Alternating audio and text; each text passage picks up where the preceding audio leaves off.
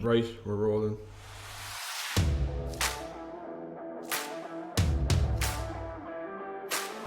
On this podcast, we'll be talking about different areas of business and all things marketing. My name is Dave Doyle. And I'm Dave Alton. This is Social Antics, another marketing podcast.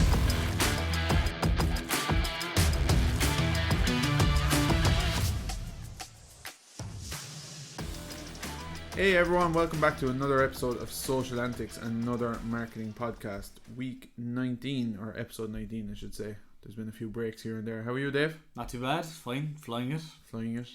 Busy week? Yeah, we're into grading season now with the old university, and so much as I love my job as an academic, the grading season is by far, it's the most intense and it's the most weary, shall we say. I enjoy lecturing as well. I've done a bit of the grading stuff as well, and it is absolute, there's no other way to describe it but torture. No, it is. No, it's absolute torture. Like, I mean, it's not into, like, no matter how good a piece of work is, if you're reading 250 scripts of predominantly the same topic or theme or essay, like, and you're giving feedback and you're analysing all that, it's an intensive piece of work. Like, it's the most kind of rated or valued element of the job, I would say. Of course, it doesn't matter, and you get your you correct properly, but you don't know whether when you're at the end of the pile, you don't know it's going to go one way or the other way for you, I suppose. I can't say that on a podcast. No, to be fair, we double. Most of them are blind marked anyway. So I mean, just a number on the front. Yeah, like I remember when I was going to college, the kind of thing that we always had was that, like, it depends on what kind of a mood the lecturer's in, or two people graded this, it'd be the exact same thing. Most things, or a lot of things that we do, are blind marked twice, and you'll tend to double mark even your own work just to make sure that there's consistency across the grading and stuff like that. So no, it's a pretty rigorous system, unfortunately. Well, good luck with it. I will, yeah. Thanks for your vote of confidence. Any news pop up for you this week in the whole world of business marketing? I don't know, I was shocked there during the week to learn that you Judas bastards, after setting up your own podcast, basically. I put it out and I realised, fuck, which someone that was meant to tell. I was meant to tell. I was like, God, who the fuck is this? Seems very interesting, the fucking bastard. Thanks, I'm glad you listened. Oh no, I saw the tweet, I didn't listen to it. Yeah, the Run of Things new podcast. I suppose it was an idea actually that came up. We talked about it, but I suppose we said we'd put the focus into doing this one first, and I said I'd get to it eventually at some stage. That's that was it. So look, and I'm kind of using it as a selfish reason now, in terms of COVID, to talk to more people. Yeah, no, that's fair. We all need a bit of human interaction nowadays, don't we? Yeah. So no, it's good. First one out this week. A few more already done down the line, all interview based, guest based. So kind of talking about people in their careers in terms of entrepreneurship with some relation. Yeah, we've had enough of that. No, we're not using this. We're not using this podcast to advertise your other bastard podcast. The Run of Things on all good bookstores, and some rubbish ones as well. It, yeah. So go on. What did you find out this week? So an interesting one that came up there. It was actually yesterday, the day before. Is that Nike is suing Lil Nas X. Whoever that is, for unauthorized the stock market or something. Yeah, for unauthorized Satan shoes. So basically, this guy's after releasing his own kind of brand of shoes, and they've got Satan. Do I look like the kind of fella who spends his day listening to gangster rap? He's a rapper, is he? Oh, he's a rapper. Well, with a name like Lil Nas X, okay. I presume he is. I heard he does a lovely rendition of Come Out You Black and Tans. So basically he's after releasing a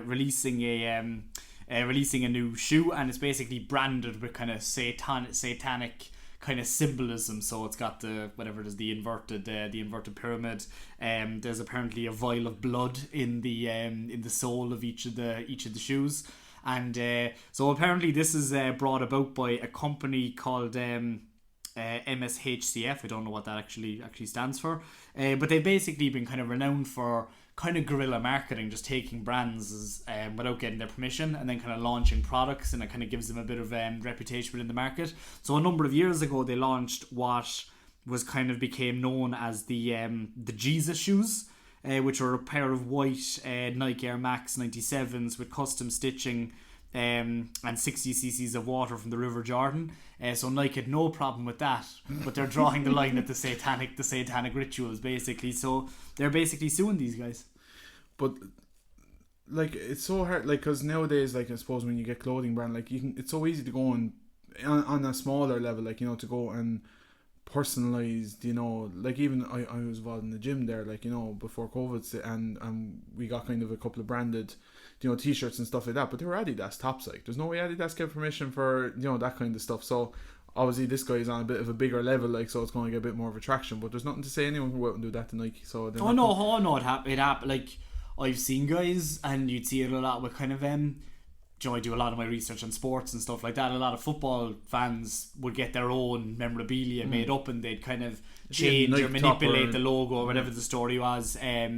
So no, that was just one thing that came across earlier on. And again, look, I mean, for this particular company and for that particular rapper, I've never heard of the bloke. I've no idea who he is, but obviously getting a huge amount of huge amount of publicity around this. So it's going to be interesting to see how much Nike take him for, basically. For myself, it was actually not too long before we came on, I spotted a kind of statistic chart from the Ipsos from MRBI, basically about who do we trust the most. Who do you trust the most, Dave? It's not you anyway, you Judas bastard, with your new fucking podcast. It's grand, keep talking about it. So yeah, basically it was an index of who we trust the most. At the very top, with 96%, was local pharmacists. Fair. I suppose given the times, but then going down you have local pharmacists, nurses, doctors, teachers. Of the list, do academic doctors count? Do I count on that? I was just no, it doesn't say academics. So, the proper teachers. That's it. Yeah. But of this whole list, right? So there's 27 on the list I have here. 26 was advertising executives, and then 27 social media influencers. Do you know who's just above advertising executives? Satan worshippers, Donald Trump supporters, politicians. So we got beaten by the politicians. Yeah. So I just thought it was an interesting stat. Number 20, business leaders. Number 10, television news readers. So I don't know. It was an interesting stat. I thought when it came in that definitely, I suppose, look, it's not the worst thing in the world that advertising are down there. Like you would want.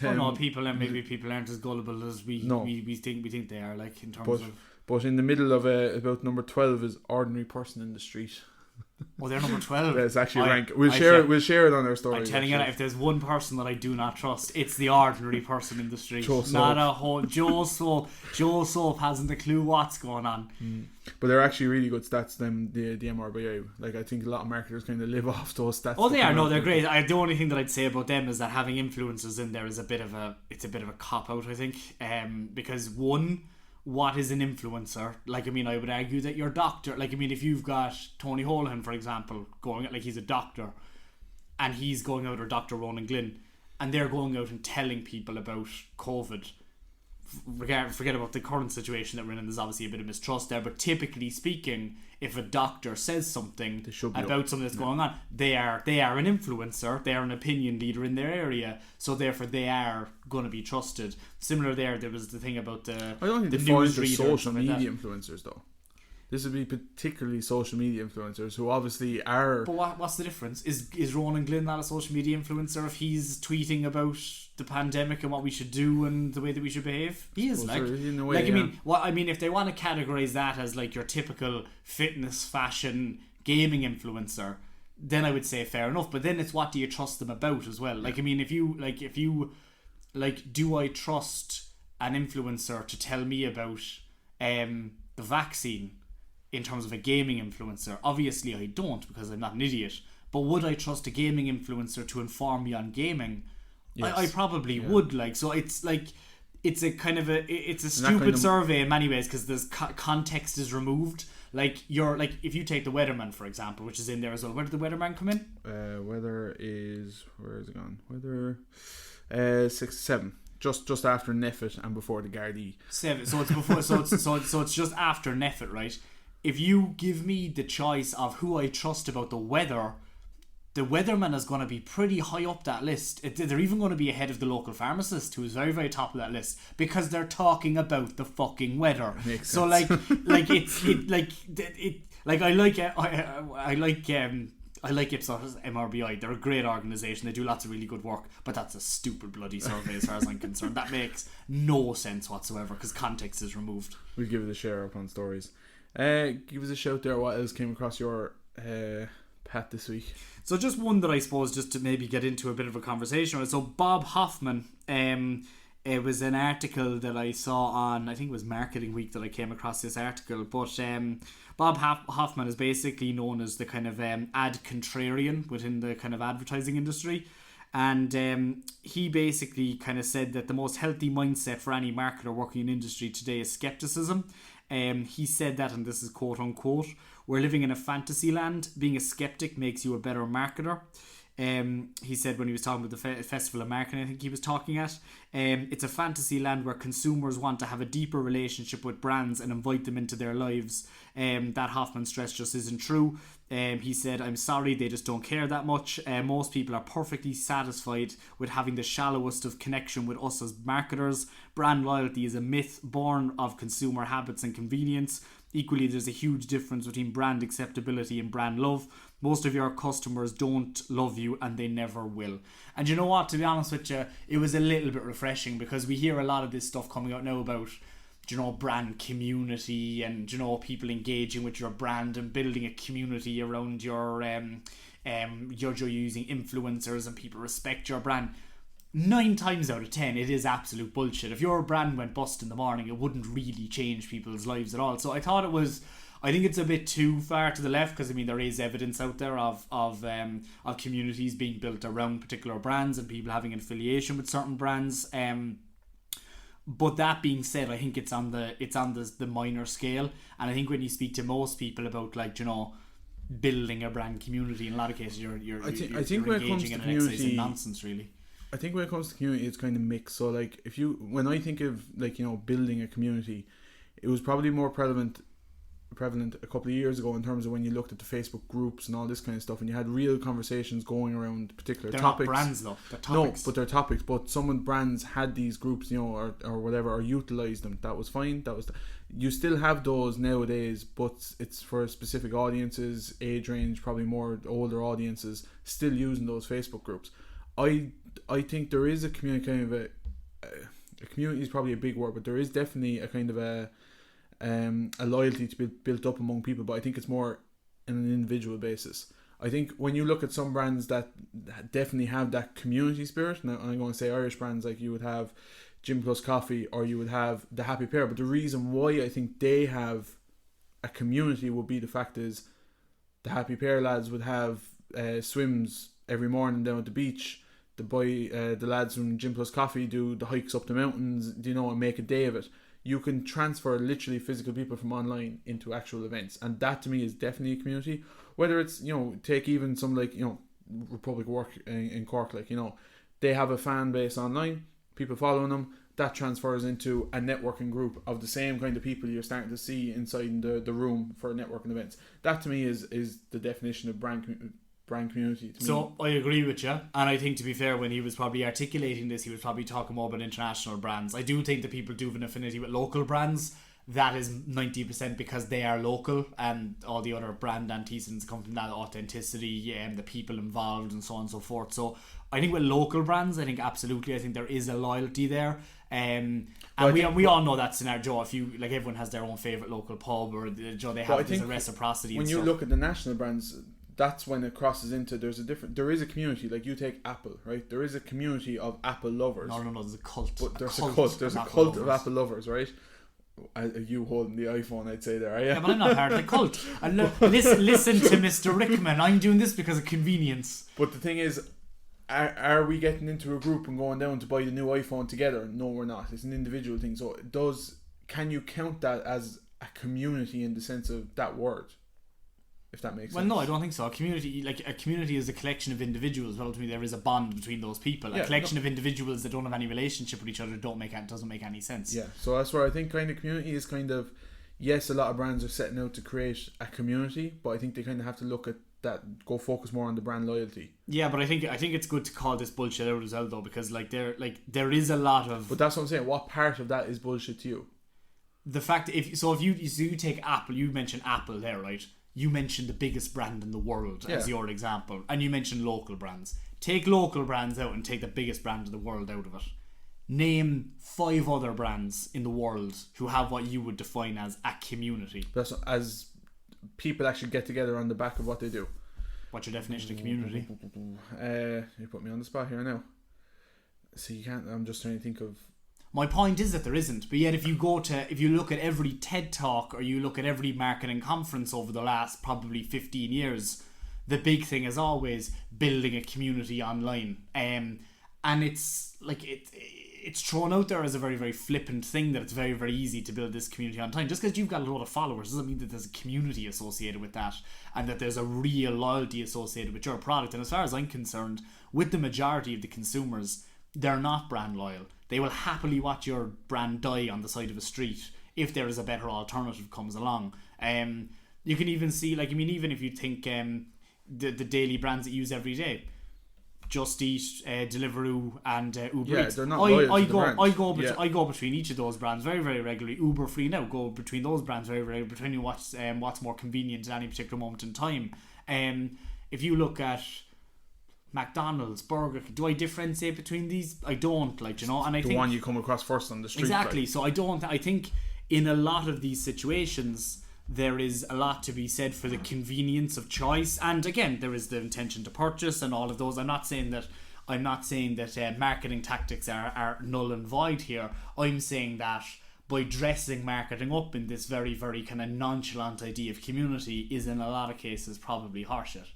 And again, this is something I've just come across earlier on today, but I thought it was somewhat refreshing because we as marketers get criticised the whole time for being wishy-washy and kind of it's all about ideas, it's fluffy and all the rest of it. And to be fair, if you do some of the analysis on things like this idea of community, does it actually exist beyond its local and reincarnated forms? And with, again, you can say Apple, there's a cult behind Apple. No, as I said, I just think there's that fine line. Well, it's not even a fine line to me. It's more about the individual relationships that you build up. I think community is just such a big word, and there's only a type of product or service that you can do that can actually transform into that community sense. As I said, like the Boys and the Happy Parent, Gym Plus Coffee, and all those kind of brands, because there's something else involved in it. But in terms of a normal day-to-day brand that's just selling the product or service, I think yes, you have to focus more on the brand loyalty side of things and take that community word out of it. Yeah, and as well as that too, I think that a lot of we mistake coming together of people for being a community. Like I would argue that there was a huge amount of parasocial relationships going on between the GameStop guys. And like if I was on TikTok, every 15 minutes you guys going on and we're taking it to the fucking moon, and then all this kind of stuff. And there was a lot of interaction going on there. But it's a spontaneous coming together of people. It's not a long-term community that is going to be absolutely committed to your brand. And I think people probably put too much weight on this concept of community, whereas in actuality a lot of it does more come down to convenience and the decision making that the consumers go through. But I think it depends on the product again. I think like if you think Apple, there'd have to be some serious persuasion to get someone to go away from Apple or even go onto Apple. Oh no, forget about Apple. Apple is a cult. No, but I think it depends on the product as well. Like, when you talk about something like fast food, like, in terms of McDonald's or Burger King, that's not, it's not a long-term decision making thing, so it has to be the same again. I don't think like people are committed to it. They're not going to swap away from it. Oh, I don't think people are loyal to those brands at all. I think people move very, very quickly from Nike to Adidas, whatever other. I wouldn't know. You'd be more in that kind of realm than I would. I wouldn't know. Like to me, you go in and I see what's probably the most convenient. But someone that would be in that. Oh, exactly. But that's loyalty. It's not community based. Is my point here. People consume Adidas and they're loyal to Adidas on the basis that they like the brand. Yeah. And that's always what marketing has been built around. You have your product, which is probably very, very high margin, predominantly because you've wrapped it in all of this marketing, symbology, cultural codes and so on and so forth that make someone want to consume that brand because it's a lifestyle brand or whatever the case may be. And that's the reason why you're buying that. Whereas I think in recent times, a lot of people have actually forgotten that and they've just started focusing more on this very, very flippant, non-defined idea of community and people coming together, and I think a lot of it is nonsense, like, you know. And do you think, like, when a business is starting out, what do you think they should be around this whole idea of, you know, building loyalty and building a relationship to their audience and all this kind of stuff? What do you think they should be looking at or focusing on or even thinking about? If you're starting off, first thing is, which is what a lot of people kind of, I'm not going to say they forget about it, but what you see quite often is that make sure your product is good. Yeah. And I think a lot of people do actually forget that. A lot of people spend so much of their time focusing on your social media and your building your community, and they forget about the actual product. See, when you said there now about building your community, what do you mean when you say building the community?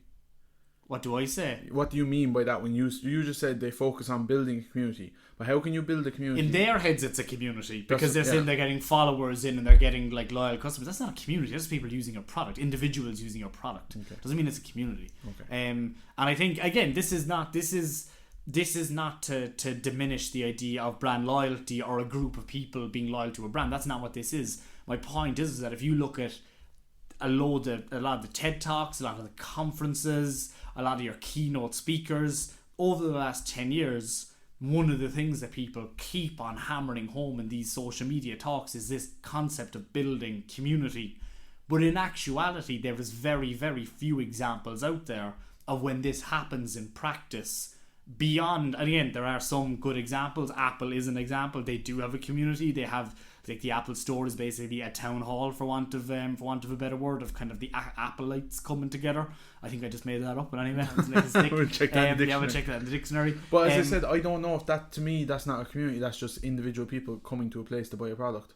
They're not coming there. Oh no, but that's the Apple. No, the Apple Store now is like in America now in particular. I'm talking about where they have classes on to show people how to show people how to edit them, how to take good photographs, how to edit them. They've got concerts on there. They've got their, I think it's kind of Apple Genius sessions and stuff like that. So it's a totally different concept. It's basically. Not just a shop. Like, no. It's That's not what I'm referring to. It's a hub. Yeah, exactly. And again, I think that Apple is a very, very well articulated example of where there is a community that can revolve around a brand.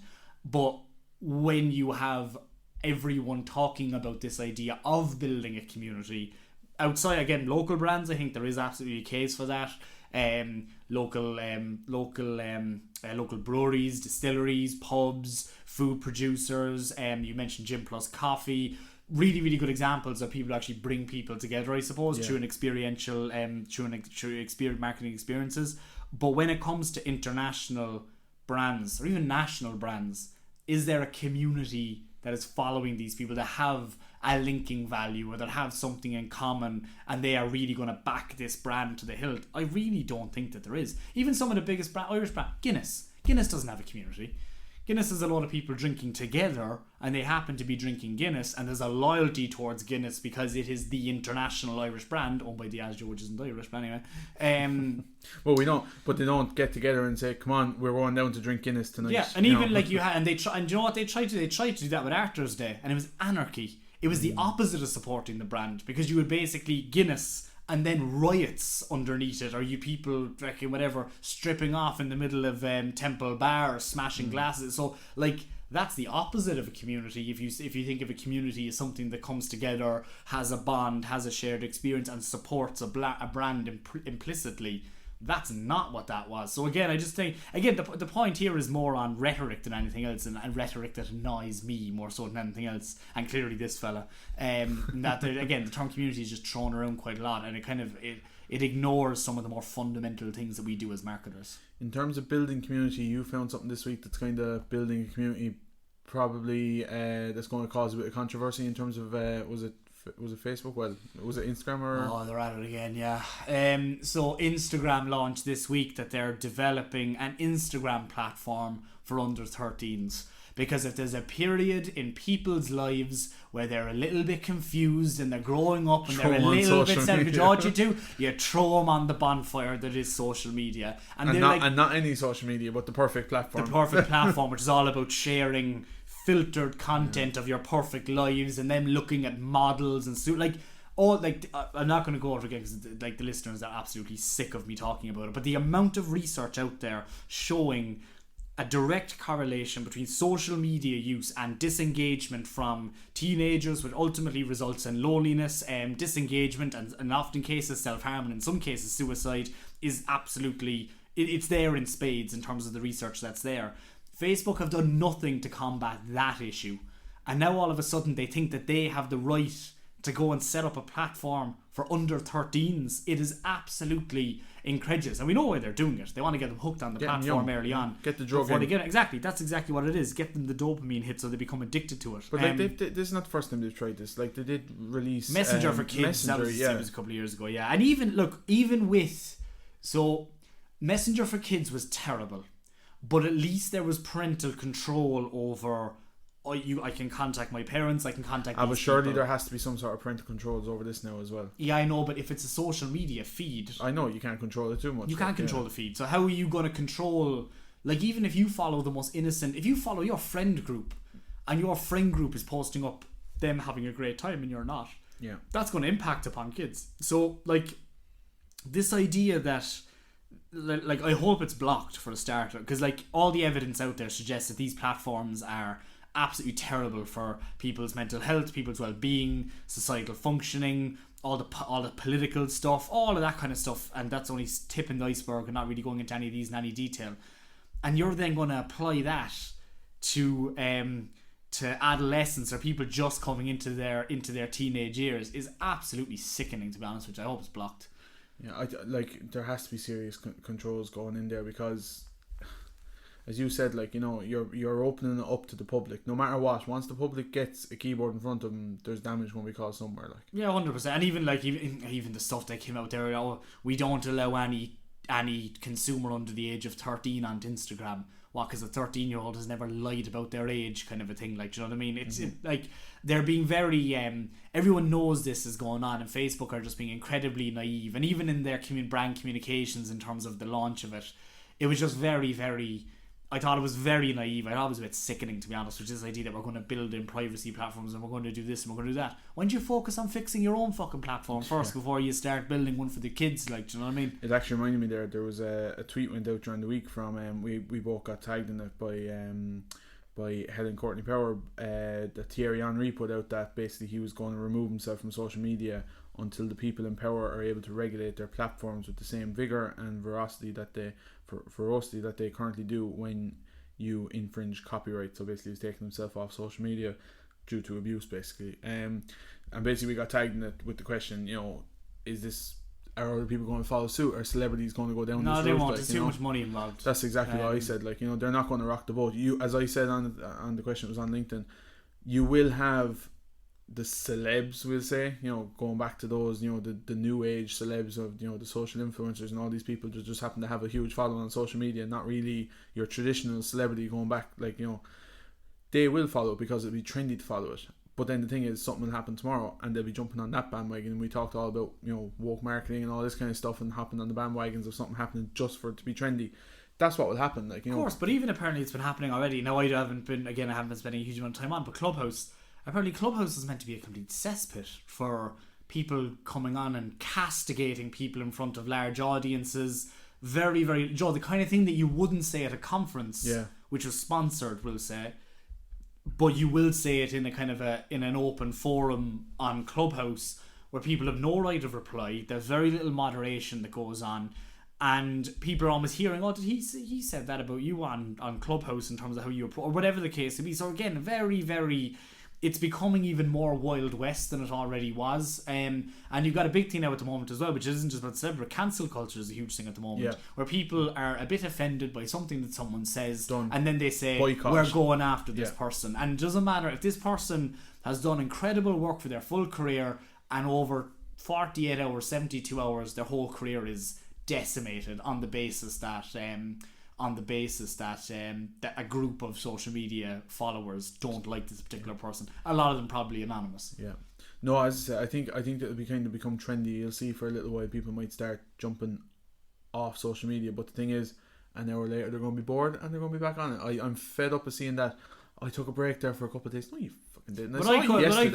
I hate social media, but I couldn't turn it off. Not a hope in hell. You think I could spend a day away from TikTok and those dancing dogs? Not a hope in hell.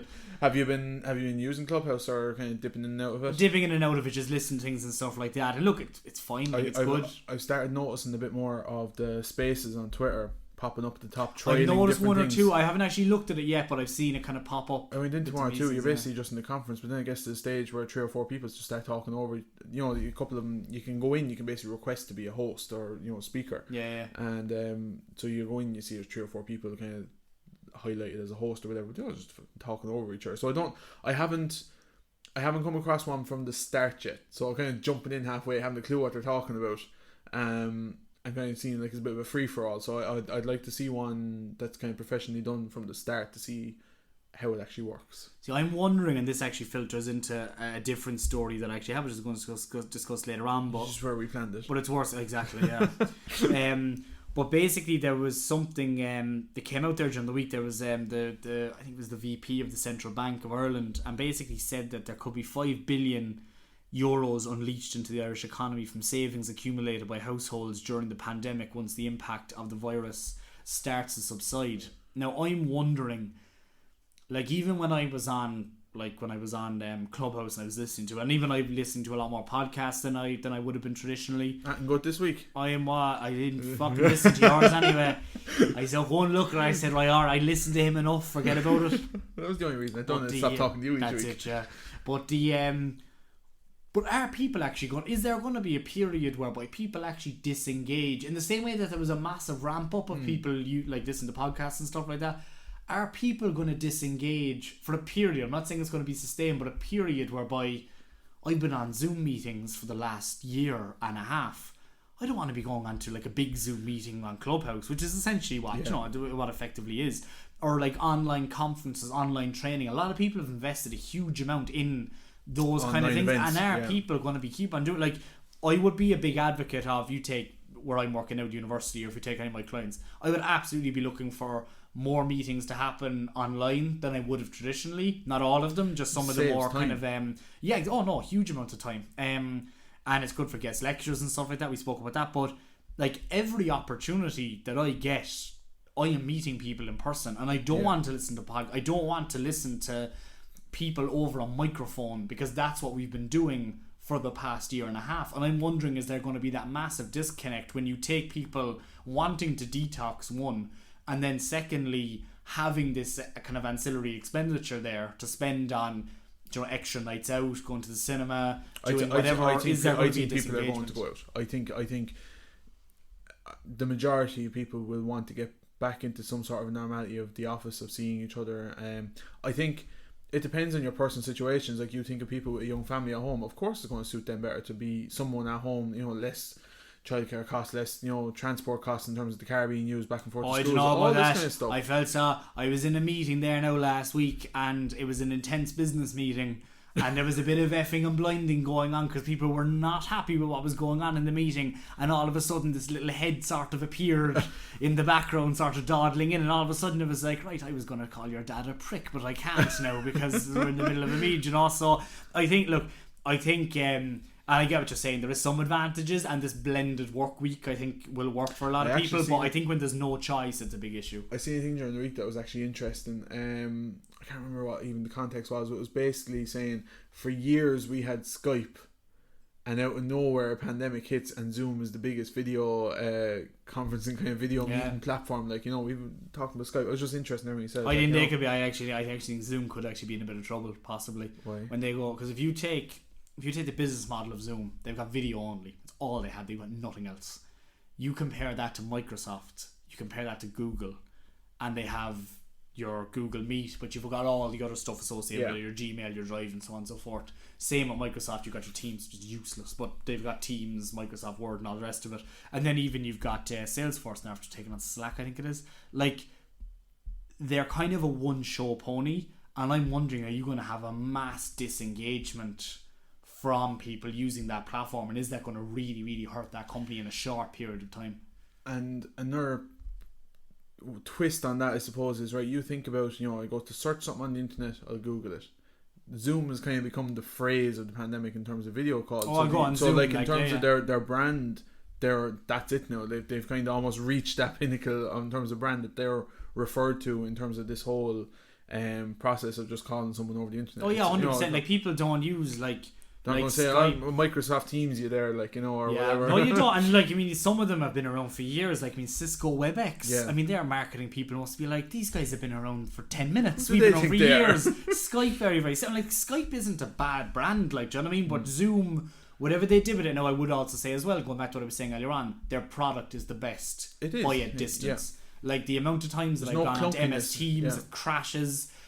Google Meet, I find the volume isn't very good, the camera's not as good, or the I just think with Teams it's very hard to actually get in to the meeting. I just always the amount find of lectures that I've had to email students going, oh yeah, by the way, I can't get into the classroom. Like, it's like banging on the door, like, let me in.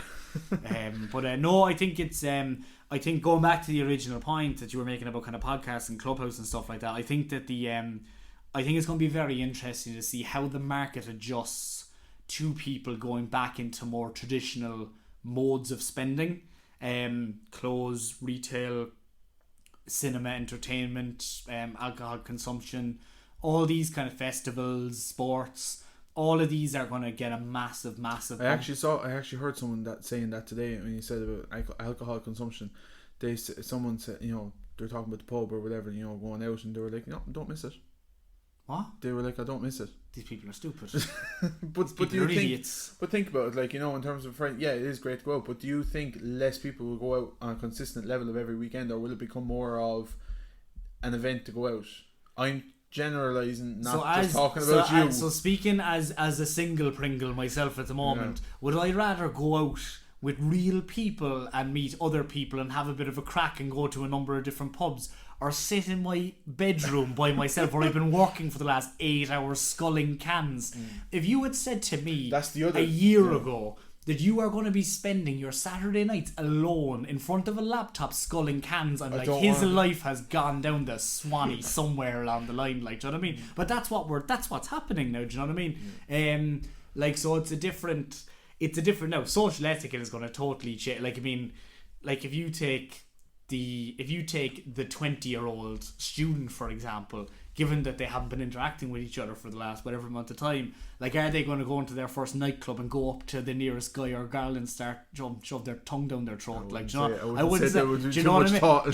what I mean? Like, so it's a different, like, social etiquette is going to change, but I think people are going to absolutely go. I think it's going to be carnage. I think there should be a good bank holiday weekend organised whenever it all opens. Well, that's the other thing as well. Just have Paddy's Day. Have Paddy's Day in October. Yeah. Now, that being said as well, like, everyone's going to be wanting a kind of a get back to the pub and all the rest of it. Like, the place is going to be absolutely rammed. Do you know what I mean? Might do a bit of midweek drinking maybe, just to keep the crowds are a bit lower. Safety reasons. Yeah. Can't be catching COVID. Another how the hell did we get on? This is a weird episode. Go on anyway. What's next? I spotted as well, Instagram, there was a big research done there from Social Insider, and they teamed up with Sked Social. Never heard of them, to be honest. 102 million Instagram business posts they compared to basically get the sense of what the latest engagement rates are over Instagram. So since the pandemic, basically the overall engagement rate is after going back to the same level of 2019 when kind of Instagram was the top platform in terms of like the likes of Snapchat weren't creeping in, and you know, TikTok as of recent. But they also, a couple of other just little kind of interesting points about carousel posts generally get the most engagement. Obviously, you think about, and it was actually in particular to accounts under 5,000 followers, but you think about your scrolling, it's grabbing your attention, you know, that to swipe and have a look at the pictures. Short captions, less than 10 words generally work best. I thought that was interesting, actually. It was very short, don't put too much work into it, you know, it's not engaging long. But on the other side of it is, if you're putting up video posts, the overall consensus was that longer captions of 30 words or more work better. So it's kind of interesting that... I think it depends on the product, it depends what you're doing. Again, my issue with this type of research is that it's interesting just to see it at a kind of a macro level, but it removes context. It removes the type of brand, the loyalty that someone has from brand. Are they a startup? Are they known? All these things make sense. Like, the best ad that I've seen on Instagram, without a shadow of a doubt, since Instagram opened, is an ad that I get very, very regularly, which is when I'm scrolling through my feed and there's a big, massive, in caps, at the start of the caption before the video starts playing, which just very simply says, "Hey, bald guys." and it's selling a razor, and it immediately captures my attention because I'm like, he's fucking talking to me. Do you know what I mean? Like it's he done his job exactly. well. Yeah, so it's like it's one of those that is just completely that's targeted now at another level. It's absolutely beautiful. But like I mean that stuff is just so obvious that of course it's going to grab your attention. I do think people do overthink it in terms of the amount of text and weaving things together, narrative and all. It does get a bit. Me, in terms of working with social every day, like I kind of tried to, I suppose, analyze a little bit more, and I thought the reasons probably why, in terms of video posts, was you think about it in the level of not everyone watches the video or listens to the audio. You're explaining that a little bit more in the text, so people are probably reading a little bit more because they want to know what the video is about without having to watch the video. I thought that was kind of my way of looking at it, I suppose. Another bit of news I saw this week is your friend is back. Oh. We haven't talked about him in a few weeks. Mr. Trump. Oh really? He's back. Oh, what's he done now? He's back. I kind of ignored him a bit. Alright, what's he done? About 2 hours before we came on the podcast, he announced that he's they launched an official website of the 45th president, 45office.com. Doesn't really scream that much. It sounds like you're buying some product from Microsoft Office or something like that. 45 Office. But basically, the office of Donald Trump is committed to preserving the magnificent legacy of the Trump administration. The goal of the website will be to inform, educate and inspire Americans from all walks of life as we seek to build a truly great American future through civic engagement and public activism. He's going to run for election again. Of course he is. That's what he's going to do. That's exactly what he's doing. Oh God, he's not God. Yeah. Now the only thing is that he's been banned from every social platform. That's why there is going to be very, very little traction on that. I think. You might attract current followers that he might have had, and they might support him for a bit.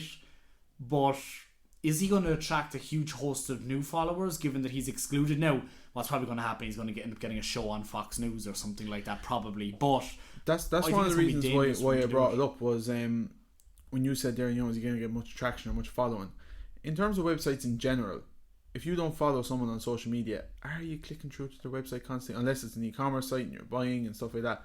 Like, is it something that you go to seek out information? No, the news fine. The news fine. Like, I mean, I follow the Currency, for example, or the Journal, but they find me. I don't go to the Currency. The only one that I would actually found the link and you've clicked through. The only one that I would actually is probably the FT. I go onto the FT myself just to see things, what's going on. But 9 times out of 10, the news finds me. Yeah, but through social.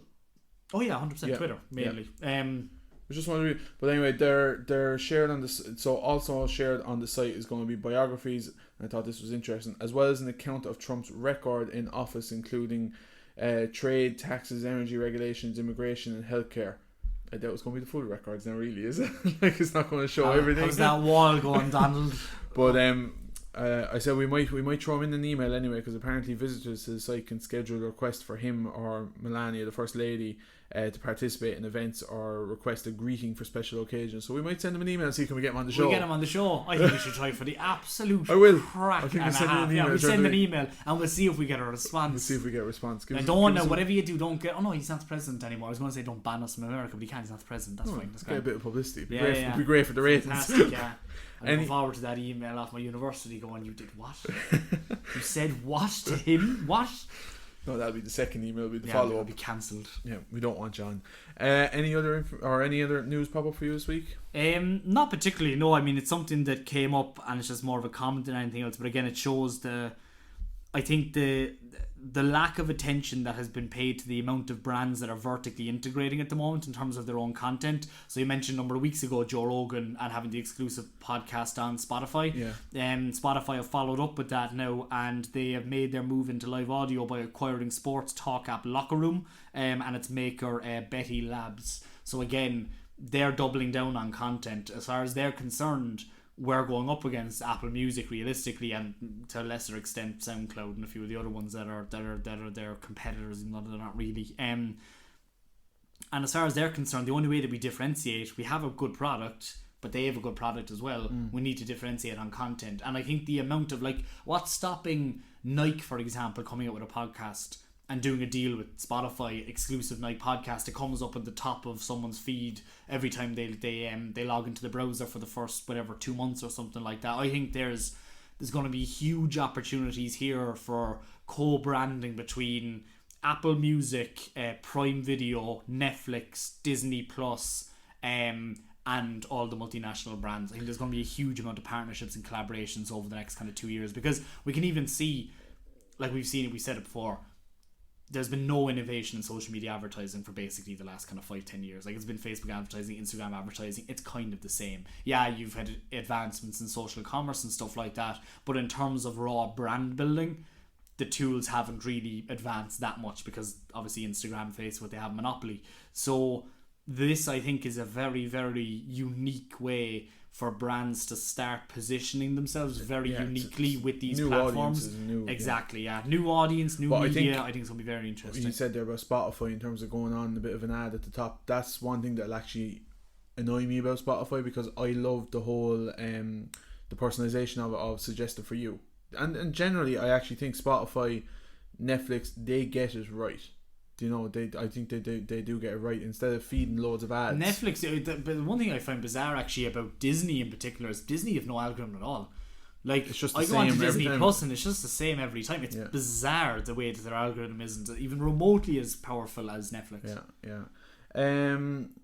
So I think that's kind of all the news for this week. In terms of next week's episode, looking forward to it. We have a guest on, week 20, Mr. Stephen Ryan. Yeah, my counterpart from the Nemesis, Munster Technological University. Stephen's good. No, Stephen's good. I mean, Stephen has had a very, very interesting marketing career. Kind of, I suppose, catapulted his career by being at the forefront of social media, when social media was still all about organic reach and building your brands on using those organic tools where those platforms weren't saturated. And then bizarrely moved back into old media, which was radio, and kind of did a combined exercise there in terms of how can we digitize a traditional kind of a brand, shall we say. And so really looking forward to that conversation. Should be for anyone that doesn't know, because you kind of just sprouted off what he did without saying who he worked for, so I suppose he was... did I not say? No, you didn't. No, you're no good at the plugs. Yeah. But so Stephen was marketing manager for Photo Wildlife here in Cork, which is probably, like, realistically it's one of Europe's biggest wildlife preserves. Yeah, it's a fantastic spot. But is it Europe's biggest wildlife preserve? It could be the wild. I'm not sure, to be honest. We'll try and find it out for next week. It's not the biggest zoo, I know that, but it's not a zoo. You see, it's a wildlife. But basically, he was there when social kicked off. So he was he talks about setting up the initial Facebook pages, and having a bit of he's done some great talks on it before, and then, as you said, moved back into traditional, went into Red FM, and then does a lot of lecturing work in what was CIT, now MTU, and also is out on his own now in terms of narration and 24 stories. So it's going to be really interesting to get Stephen, as you said, the whole idea of that storytelling grabbing the attention of customers or consumers online. I'm sure we'll have one or two disagreements, somehow or another. You wouldn't disagree with anyone. No, never. Thanks very much for listening. You can follow us on social media, and we will chat to you again next week. I totally messed that up. You did. You messed that up badly. So I'll do it. You're obviously you shouldn't. You've never done it before. Obviously, you shouldn't be running your own bloody podcast, given that you can't get the wording right. So thanks, guys, for tuning in, and we'll see you again next week. Take care.